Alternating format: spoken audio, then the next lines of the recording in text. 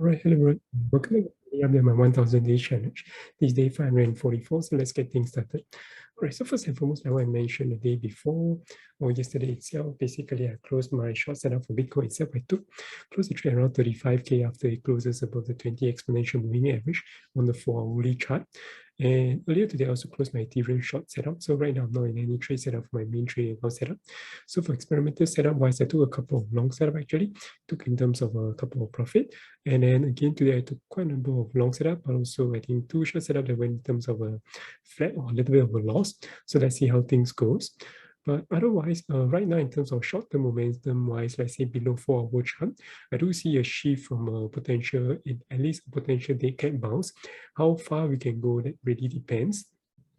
I'll talk more about the crypto in general after I go through the traditional financial market itself.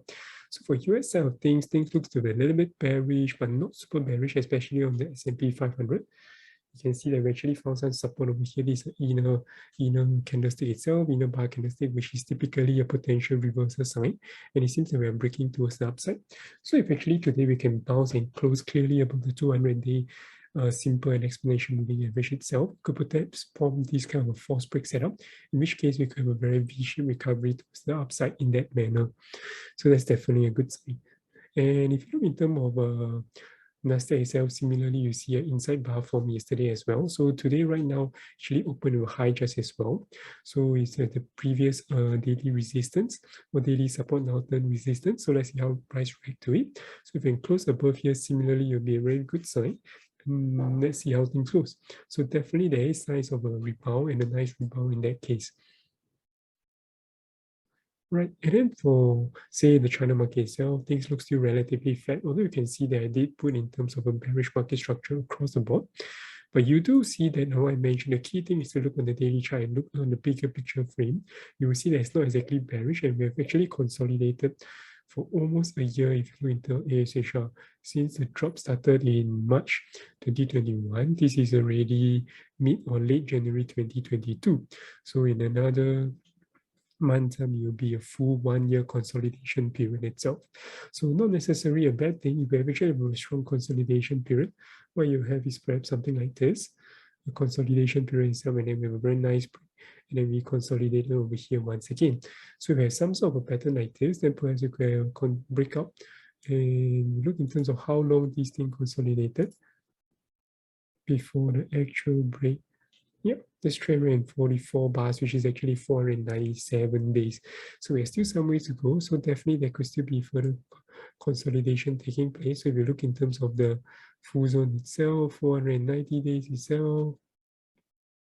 Yep. So yep. So if we actually consolidate even up to July itself, and will still be a very healthy consolidation before this break towards the upside.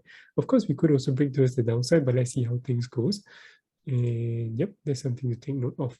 And if you do break the downside, definitely similarly, it will be equivalently as violent, especially with a long consolidation period. And for cable itself, like what I mentioned, even though here doesn't look to be a V-shaped recovery, alternative reversal pattern would be sort of like a accumulation phase.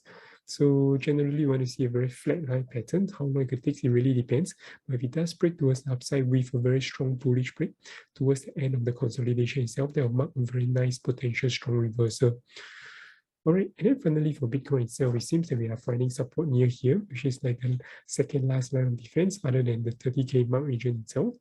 So definitely we still see further potential downside, like what I mentioned, the 40.5 or 40.5K region, the 40.8K region itself is a key resistance to look at. So on the 4-hourly chart, you can see somewhere along here. So definitely if price reaches around there and face some strong rejection, I'll be more keen to look for a short. But otherwise, right now, I'm still seeing that we could have some sort of further bullish momentum and swing towards the upside in terms of short-term wise. Yeah, of course, if we do break over here and find support over here, there could be a very much swing of momentum just as well. So yeah, it is what it is, and let's see how things goes. And yeah, finally, like I mentioned over here, I'm waiting for potential rejection near there.